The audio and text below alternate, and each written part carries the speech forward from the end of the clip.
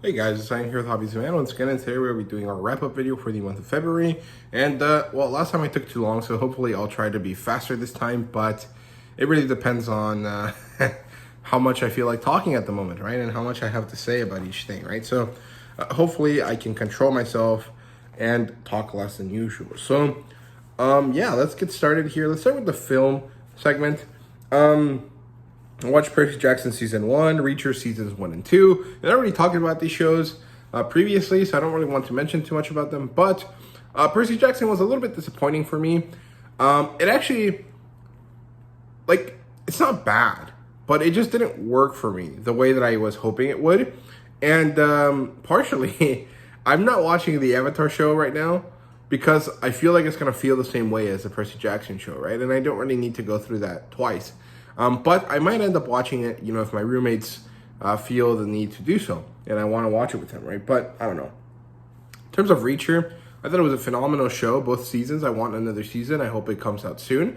And I really like the show. I've seen some people say that it's a problematic show. And to be honest with you, I can't really see what they mean. What exactly is problematic about Reacher, right? Like, how is he any different from Ethan Hunt or from James Bond or from any of the others? Of these other characters. In fact, you would argue that he's better than them because, you know, Ethan Hunt and James Bond also carry with them this element of like objectifying the female characters that they're with, and Reacher doesn't do that. He's like asexual autistic almost, right? Like he doesn't really care. You know, some characters around him that are female are attracted to him, and so he does end up doing stuff with them, right? But he's not a character that is inherently like trying to do that, right? Which is a little bit different from like James Bond or something, right? So he's, in my eyes, a little bit less problematic in the like modern sense, right? But apparently people don't like this show, and I don't know why. I guess it has like a toxic masculinity vibe to it just because he's a huge dude. But I don't think so. I don't know. If you're aware about why people say that, let me know that in the comments, and we can probably have a discussion about it. So yeah, then I watched The Marbles, and it was actually a pretty good movie. I liked it. I had fun with it. There was a lot of problems with it, like the bad guy didn't make sense to me. The CGI for some of the stuff was bad, and some of the fight scenes looked really badly choreographed. But I liked the movie. I thought it was nice. I enjoyed the interaction between the three characters. Captain Marvel was a much better character this time around. I really like Monica Rambeau. And Kamala Khan is fun. I mean, I'm not a fan of hers necessarily. I don't really know too much about the character, but she was fun in in this movie. So I liked it. I don't get why people were complaining about it being a bad movie. It's not. It's fine. It's not as good as like anything pre-Endgame, but it's not horrible. It's pretty enjoyable. Then I rewatched Eternals, just because I don't know why. I felt like it, and man, Eternals is such a good movie. I don't know why it didn't do well. It's so good. It's enjoyable. It's a great story. It's closed loop. Like you don't have to watch anything else. You don't have to know anything going in. It's perfect. Like I don't know why people didn't like this movie. Like maybe the characters are not interesting, right? Like when you think of Marvel characters that you might want to see on screen, Eternals isn't the ones that you think about, but it's good. The powers are awesome. The way the characters work is good. It's a family unit, and they work and function like that, and it's really nice. I don't know why people don't like this movie.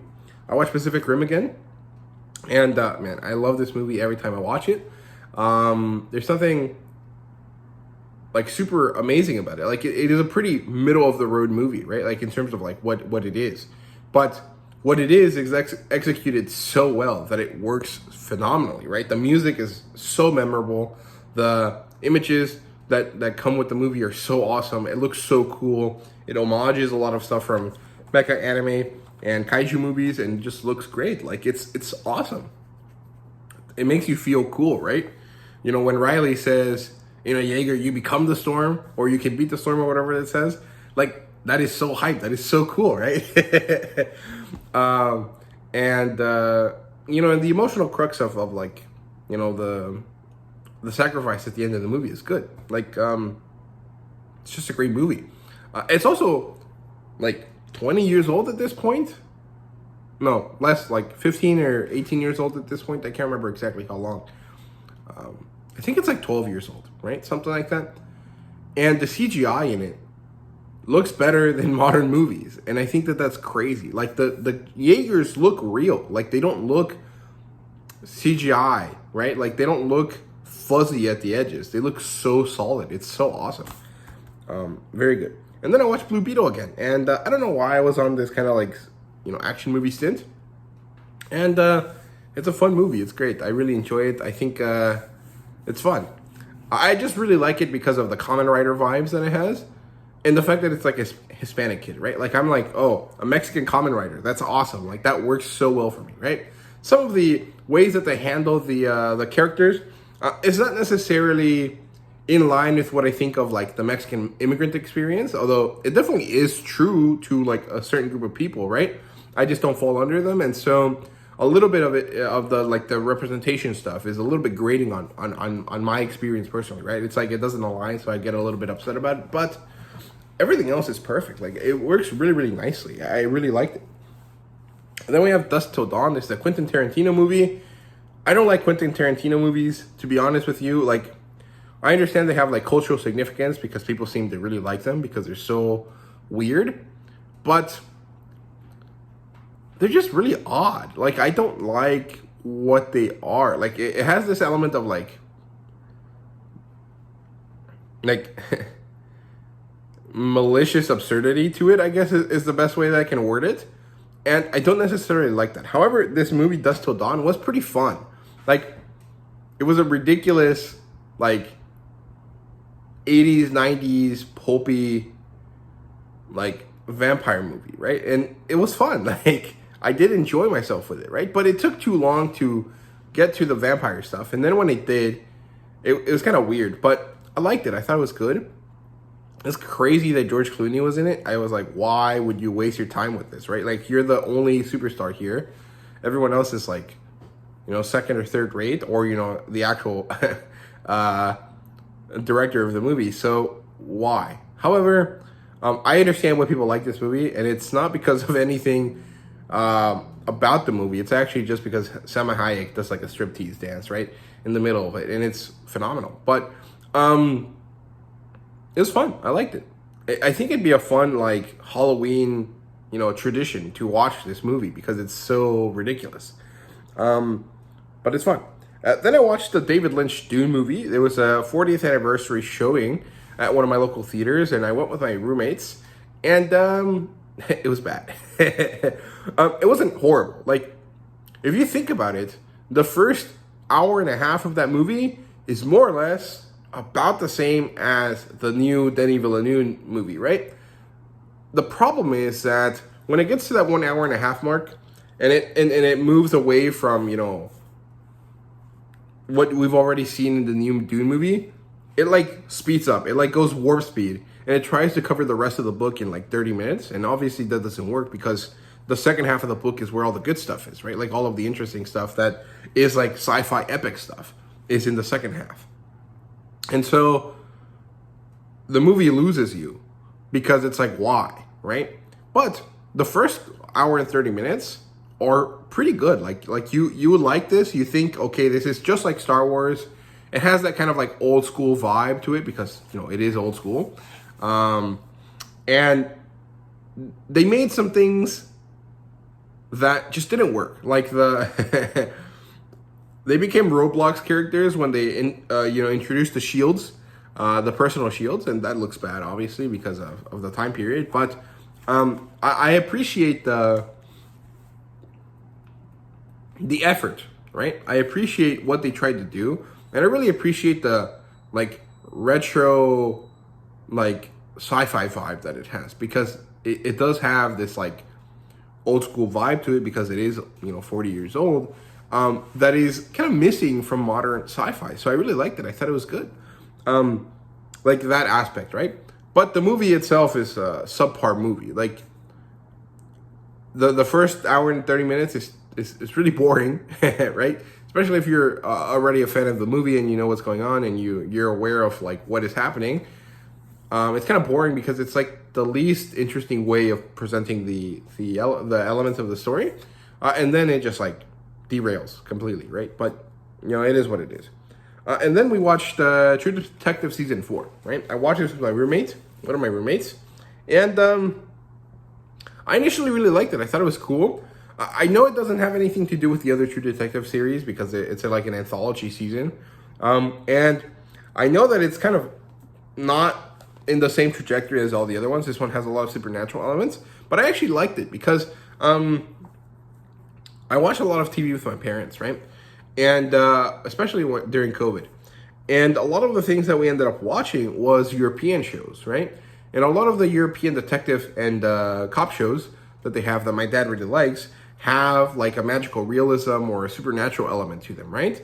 Usually the ones from Spain and France, right? There's like this one called the White Zone or something, or the Black Zone. I can't remember. It's Zone Blanche in French, right? It's a Belgian show. And it's about this little town in France that is being haunted by like this like Cernanis woodland god character, right? And it's very similar to what happens in the True Detective Season 4, right? It has that same kind of vibe. Like they fucked with the environment and they did something that awoke something bad, right? And so it's now, reaping its reward for suffering the fools, right? The thing is that it doesn't actually go that way. And that's kind of disappointing because for 5 episodes out of 6, there's only 6 episodes in the season.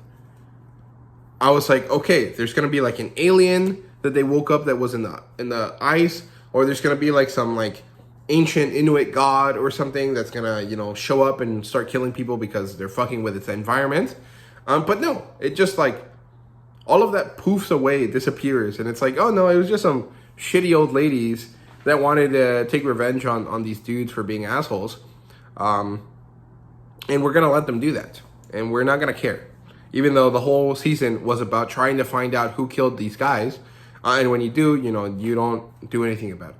And then there's like a plot point that like just disappears, like, and it's really disappointing. Like the season for me was like a 9 out of 10, and then because of the ending, it's like a 7 out of 10. Like the ending was not satisfying to me.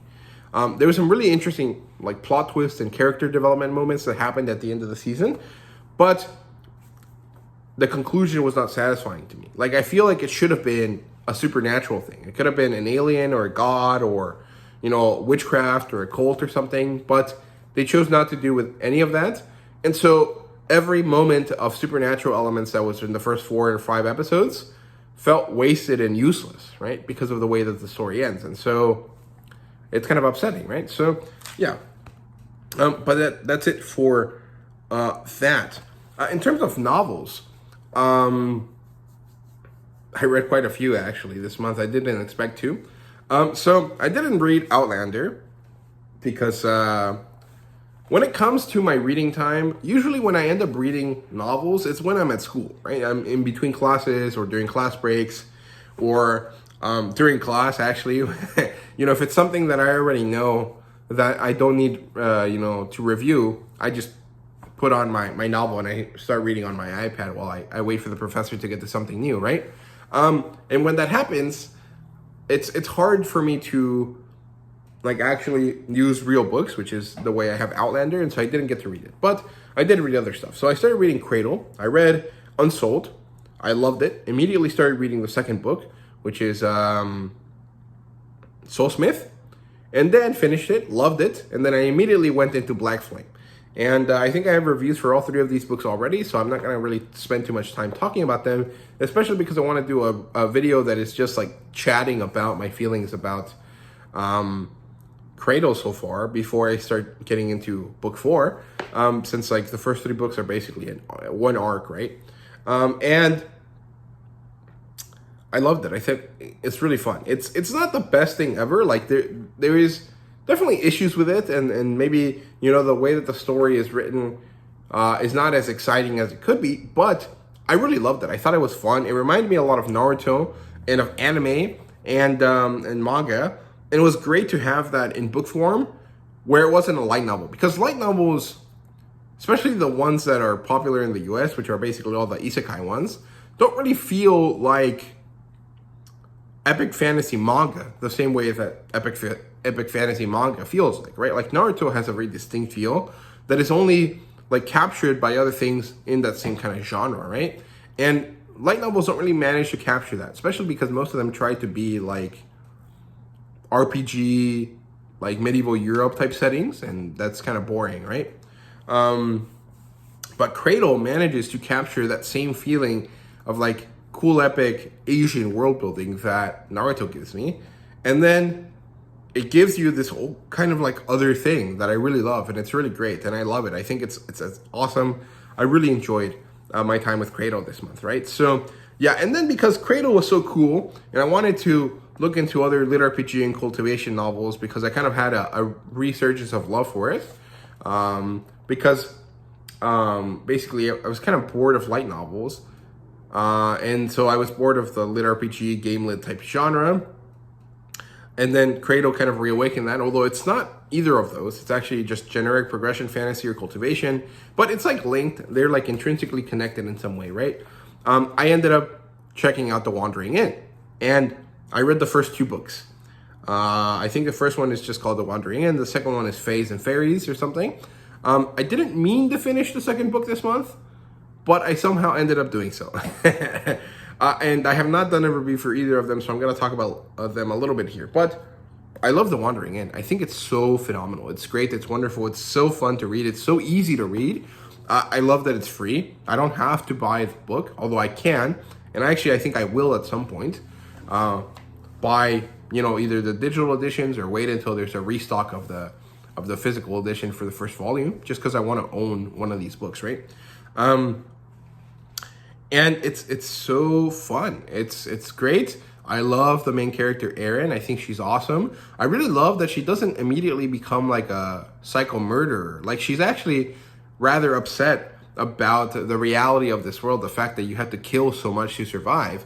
And it makes her upset, right? And rightly so. Like, she's a modern day human. Her struggles are all like mental, right? She's never really had to physically struggle for anything because most people in America don't really have to, right?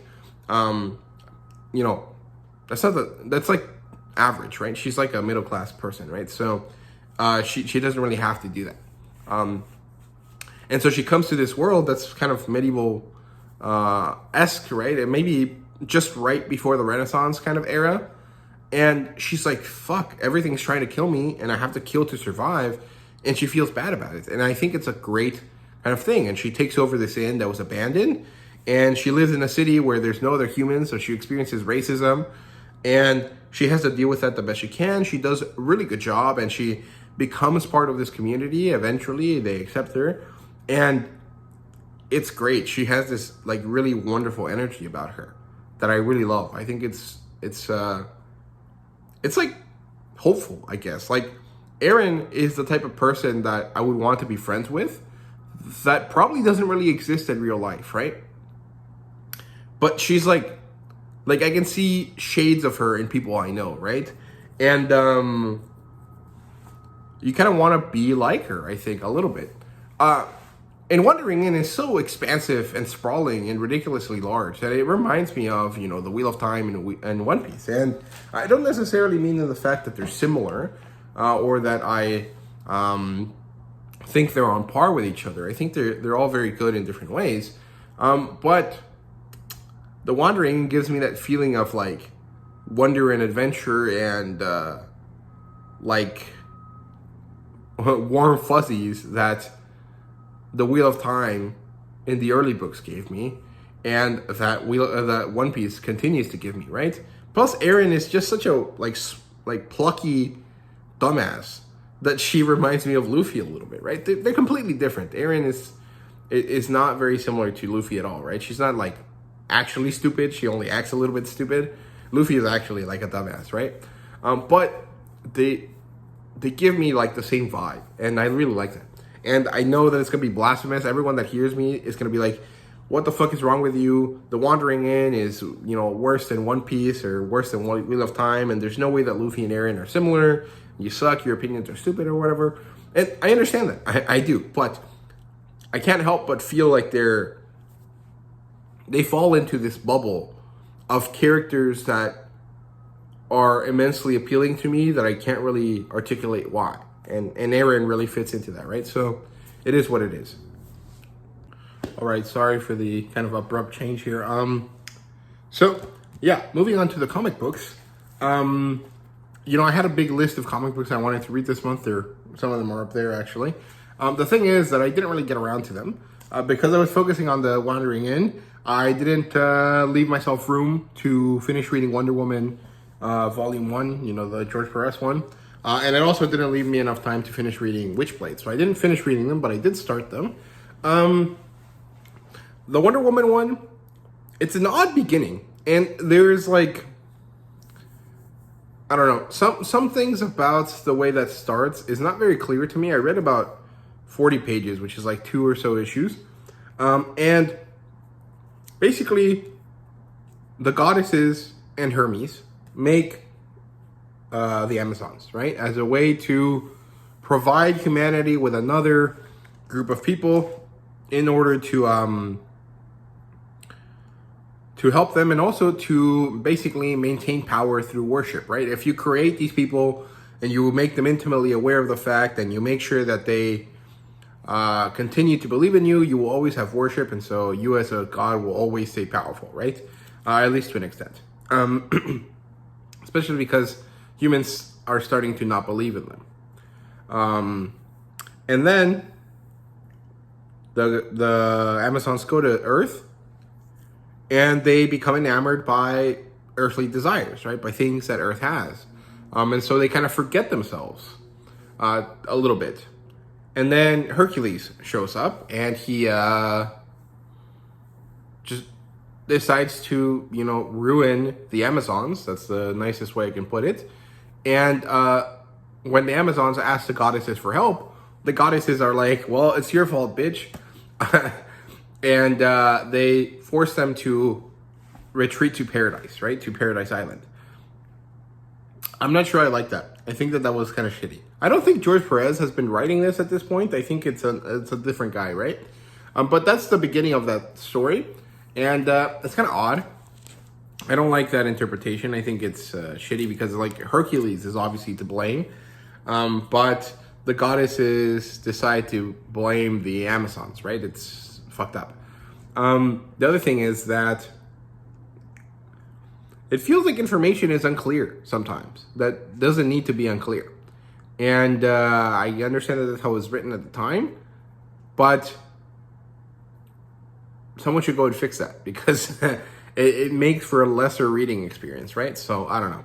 In terms of Witchblade, it's phenomenal. It's fun. It's enjoyable. I have not read too much of it, but it's great. It looks awesome. It starts getting even better. The art style changes a little bit and evolves and gets, as good as you can make it pretty soon into the volume. And, Witchblade is weird, man. It's really odd, but it's fun. It's enjoyable. So, I will hopefully add them to my TBR for next month and finish reading them and reviewing them in March. I did end up having a lot of time to read or managing to carve the time out. I think it's a more important or more truthful way to phrase that, to read a bunch of single issue comic books. This is, I think, what I picked up this month. It feels like a lot. I don't think I picked up all of these this month, but maybe I did. Honestly, I don't know. So let's go through them. First, let's talk about the oversized books. So here's Penthouse Comics issue 1. This is the relaunch of the series, and it's quite good, actually. I do like it. I think it's enjoyable. I didn't like the second story here, and I like the concept overall. I think it's interesting. It's not really as raunchy or as, Penthouse-y as you would assume that it would be. It does have some, photo shoots at the back, but they're pretty classy. Although I didn't really like them because they were edited to all hell, and maybe it's just OnlyFans or the modern kind of access to that type of stuff, right? But it looks really unnatural and it's kind of off-putting, right? The skin of the model has this fuzzy, glowy quality to it that really feels like they just slapped Photoshop filters on top of her, and that's not attractive, right? So yeah, but the model is good, and The actual stories are in here are pretty good too. There's 3 or 4 of them, I think. They're all basically French comics, right, or like European comics, right? So the first one is The Dream. Gilliam Marsh does the artwork for that one.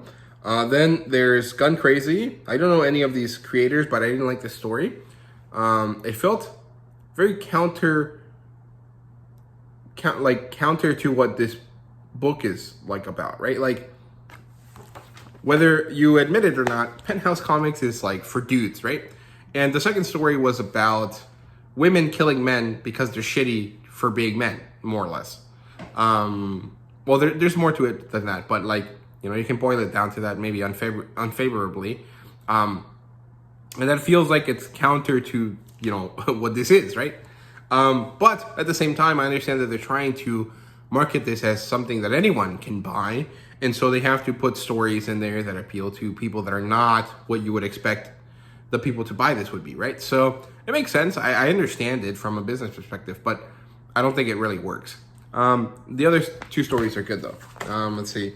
Miss October. This is a series that was available from some publisher before, but now has been delisted, so you can only get it here on Penthouse.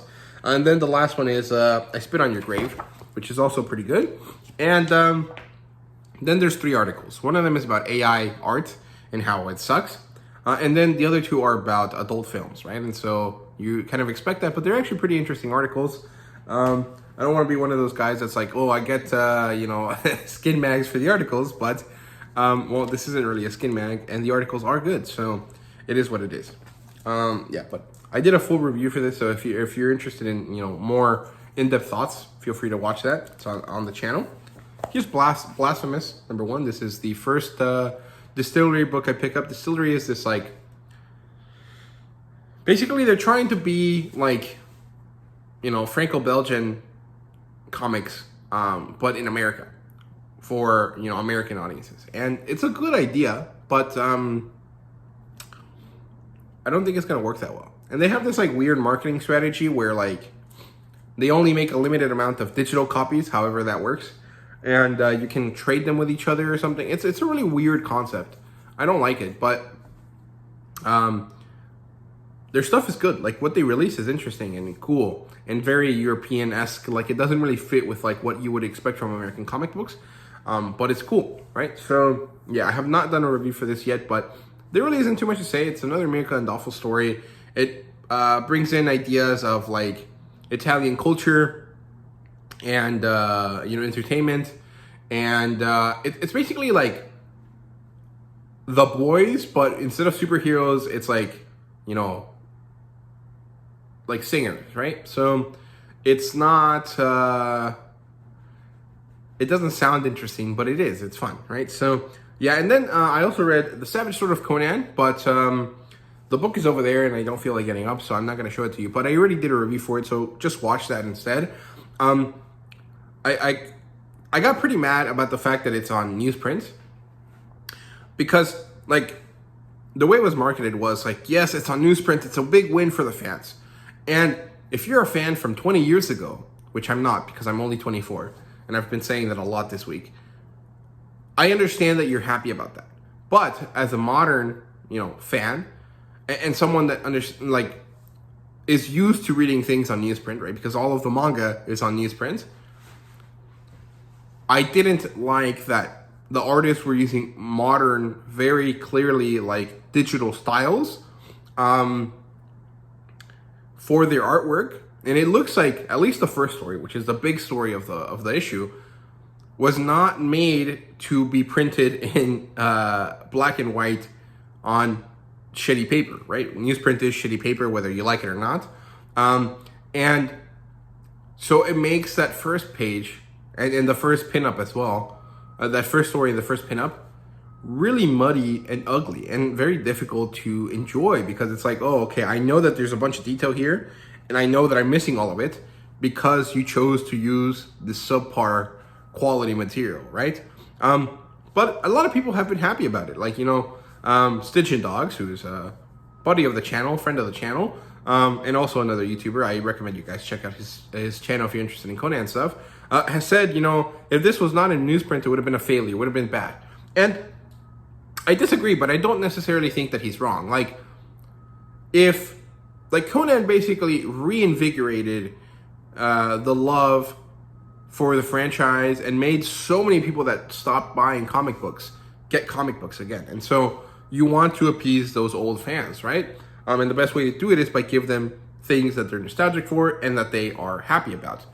And so if it was not a newsprint, it would have sold worse, probably, but it would have been a superior product, whether you like it or not. Shiny, glossy paper, or better printing quality, or, you know, maybe changing the artwork a little bit so that it fits better with black and white, even on shitty paper, would have led to a better product, a much better experience, right? But I understand that that's because I'm used to a certain style, and these styles don't really match that, right? But it really felt weird to me that they chose to, like, deliberately use products or use material that is less than stellar for their premiere product, right? So that's mostly what I'm mad about.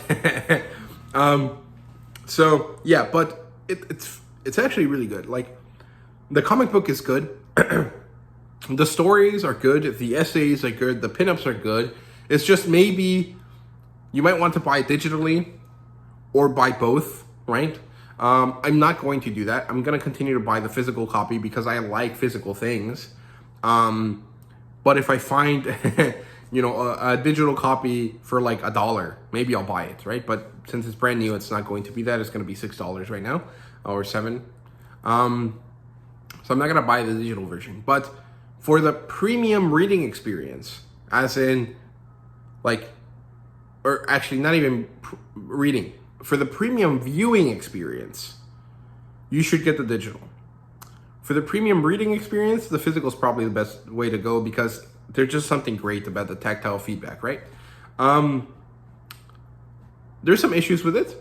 You know, there was some generic dressing issues, like they fucked up some of the lettering and some of the what's it called, the numbering on the page count and stuff like that. But you know, those are pretty mild issues. Like, I don't really mind too much compared to the fact that they gave me a subpar material for the interior of the book. Those things are pretty,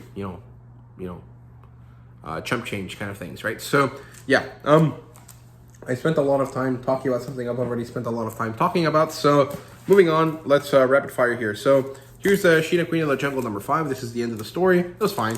I don't hate it, but I don't really love it either. It's like, okay. Although the artwork does get better. Here's Red Sonja number 7. And number 6, I already mentioned this before, but the story finally picks up again. We start a second arc, and hopefully it continues on to be that way. It's good. Here's Conan number 7. I really love this cover.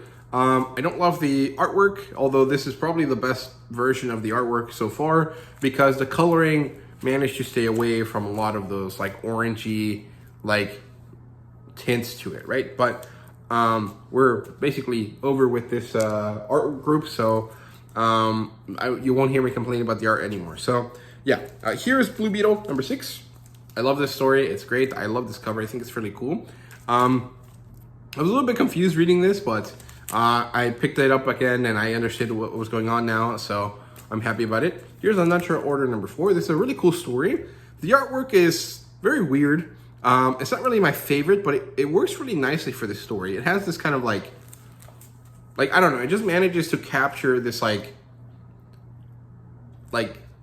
shit, this whole world sucks kind of vibe very well. Here's Rogue Sun number 18. This is the end of the arc and actually the beginning of the hiatus for a while. I think they don't come back until May. Here's Dead Lucky number 11. This is the penultimate issue for now. This bad guy becomes a really big bad guy, so we'll see what happens here. Here's Justice League versus Godzilla versus Kong number 4. I love this cover. Or sorry, this is number 3. And here's number 4. And I was kind of getting pretty bored about this story right about here. But this is like the middle issue, so after this, stuff happens. And it did. Here's Thundercats number 1. I really think that they did a great job relaunching this title. I think it's phenomenal. I really, really enjoyed it. Here's Rebel Moon number 2. This was fine. the first one was much better. Wonder Woman number 6. This is probably the best issue in this run so far, and one that I really, really liked. However, this is the worst cover so far. So I'm kind of, meh about it. But the issue was great. Here's Transformers number 5. Very emblematic about like a very specific scene here. It's pretty good. Ultimate Spider-Man number 2. Awesome stuff. I really like this. It's really good because it's just family stuff. It's just talking to each other and kind of going through pretty simple things, and yet it's really, really enjoyable. Here's Justice League versus Godzilla versus Kong number 5. This was the best issue so far. I liked it. There's so much happening, and the artwork looked really, really good here. The cover doesn't look that great, but the artwork inside the book felt really phenomenal this time, which is kind of odd. It doesn't look like they changed artists, so I don't know what's going on, but it looks really, really great. Here's Red Sonja number 8. Good stuff. I like this cover, and there was kind of like really cool points here and really boring points here in the story in this issue, but overall good stuff. Here's Conan number 8. This is the end of the arc. It was really phenomenal. I really enjoyed it. Thought it was great. We get to revisit a character that we saw in the first arc, and we get to revisit some concepts from earlier as well. And we also get to finally finish the Queen of the Black Coast flashbacks. And I love this cover. It looks awesome. I can't tell who made it though. Let's see. Ashley Isanicki. She did a great job with this. Looks good. Or he maybe. I don't know. Ashley is like I know that sometimes it can be a male name, but I'm guessing it's a woman, right? So she did great. Here's Green Arrow number 9. I don't like this cover, but the book was great. I really enjoyed what was in it. The artwork looked phenomenal as well this time. So yeah, overall, lots of great comic books. I don't really have any major complaints about any of the stories this time, which is good. Usually I do, except for Savage Sword of Conan. Just they didn't like the newsprint choice, but it is what it is. I'll stop complaining about it, right? So there you go. That's it for the comic books. Now let's look at the manga here and finish off the month real quick, right? So two things. First, I decided that I was not going to read Sweat and Soap number 4. I think that I need to reread the first 3 issues because it's been a long time and I can't just pick it up randomly like that. So I'm going to wait until later. I also decided to not read Do You Want to Marry a Billionaire, the series, last month, because the last book comes out this month in 2 weeks, right? In March, in 2 weeks. And so it's probably better for me to wait till I get that and then read the whole thing through so I don't have to take notes multiple times on the same issues, right? Or the same volumes, right? It's just better for me. So I decided to wait because it's the last book I need. So I decided to move that away from my TBR. I also failed to read some of the things that I had on my list, but not too many. Actually, it was just the 2 light novels. I didn't manage to finish reading My Little Sister Has It Out For Me, or did I even start the villainous All Routes Lead to Doom light novel. But I want to read them, so I will finish reading them here soon, whenever that may be. Okay, so let's actually look at all the manga that I did read. I didn't read any digitally, so it's all just physical. So here's Record of Ragnarok number 9. Really enjoyed this volume, although I feel like the covers should be backwards. Like, what is it? Vishnu? Shiva the Destroyer. I want to keep calling him Vishnu. But Shiva should be on this cover, and Raiden should have been on the previous cover. But, it is what it is. Good stuff. I really enjoyed this part of the story. It's basically Shiva's fake storyline because they don't follow the story from actual Indian mythology or Indian religion. So Indian theology, I think, is the correct term, because mythology is things that we don't believe in anymore, and theology is things that are still acceptable, right? So I think that's how that works. But yeah, it doesn't follow that story, so they came up with their own, and so they had to kind of explain it, and it was pretty fun. Here's Komi Can't Communicate number 28. This was a great volume. Komi gets 3 new friends. Komi and Tadano share a beautiful hug and a very great moment with each other that I really, really love. And Tadano and Komi's dad have a bonding experience that was ridiculous and really, really funny. Here's What's Wrong with Secretary Kim #1. This is really good, actually. I really enjoyed it. This is an office romance. I did a review for it, so you can check that out if you want more details, but it's good. I liked it. Here's Remarried Empress. I also really like this. However, I don't necessarily think I'm rushing to get the next volume. If I find it for cheap, I'll probably get it, but otherwise I probably will just keep this for an undefined amount of time before I decide to get rid of it or not, right? So yeah, here's Booty Royale #1. This is great and frustrating at the same time. And that makes me a little bit upset, actually. But also, I still like it enough that I want to continue to collect it. However, I don't think I'm going to talk about it on this channel beyond the single review that I'm going to make for it, right? Because there's stuff in here that's really fucking disgusting and really weird. And then it's like followed by some of the the most amazing fight scenes I've ever seen. And also with these really great heart-to-heart moments between these characters. And so it's really like off. It's like, fuck, like, do I like this? Do I hate this? What is going on, right? And so it's really hard to kind of pin down my emotions about it, but I do want to buy more of it. Here's Beauty and the Beast #11. This is the end of the story. It's not as satisfying as I thought it would be. I don't hate it, but I felt like the ending came a little bit too abruptly, and then it wasn't clear what the future of the story was. I thought they were going to get married eventually, and I guess it leaves it open to interpretation if you want to take it that way, but I would have liked it to be very clear, like, yes, Shuko and Yamato love each other or whatever, right? Yeah, so I don't know. It is what it is. The ending was good, though. They changed the art style just a bit so that the characters look a little bit older, and it worked out really nicely. Here's Furi-san #5. This is also really, really good. It basically ends up with them, deciding to go out and be boyfriend and girlfriend, and then, epilogue to them in the future. And it was really, really cute and wholesome. It was not unsatisfying, but it wasn't as good as I would have liked it to be. But again, I think that's just because, like, I just wanted it to go on for longer. But at the same time, there wasn't really too much more to go on. Like, Furi-san is no longer scary. So the story premise no longer works, right? And so it was time to finish it. And I think that I commend the author for doing that if they chose to finish it on their own. If they were told to finish it, I'm kind of sad about that, right? I just don't know. Here is I'm a wolf, but my boss is a sheep. This introduces a new character who's half sheep, half wolf. And this brings pretty interesting development, because if this is possible, then that means that Ogami and Misaru, or whatever her name is, what is her name? Mitsuji? No. Mikado. No, Mitsuji is her name. It means that Ogami and Mitsuji's romance can happen and might lead to a good, life for them, right? So it kind of helps us bridge that gap to feel like we know or not, right? And I think that that's good. It was meaningful, but I don't know. I'm curious to see how this story is going to end, because there's only one more volume left. Then we have 2.5 Dimensional Seduction, which is really good, actually. It's a much hornier version of Dress Up Darling. So if you like Dress Up Darling, but you were like, you know what? I want more titties.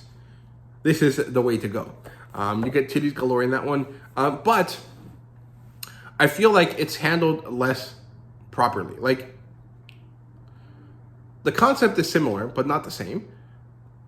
But it has very similar vibes, right? Like it has a guy that thinks his hobby sucks, or like is amazing, but he thinks he's gonna get beat up by it. And then there's a guy that there's a girl that likes his hobby and understands him, and so they become friends.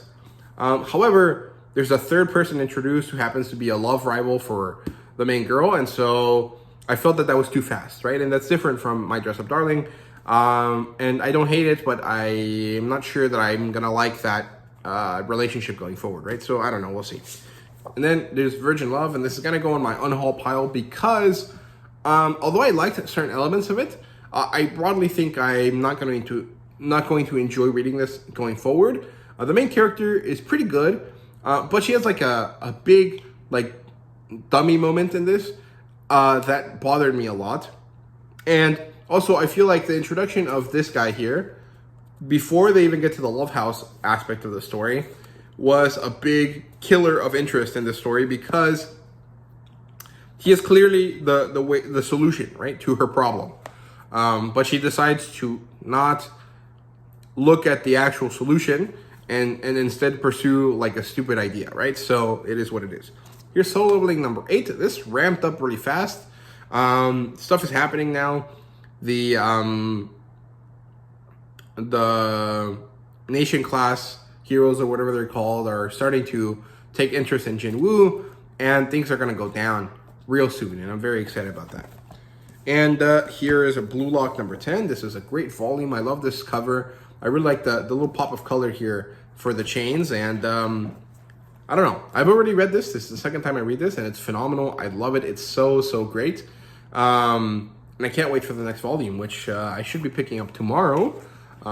It should be the first thing I buy in March, and I can't wait, right? So, yeah, and then finally, Seal of Celestial Shadows, Book 1. This was phenomenal. I love this. I love the art style. I love the premise. I love the story. There are some issues. I do find like the concept of the story to be a little bit weak, because this guy has metal bending powers, right?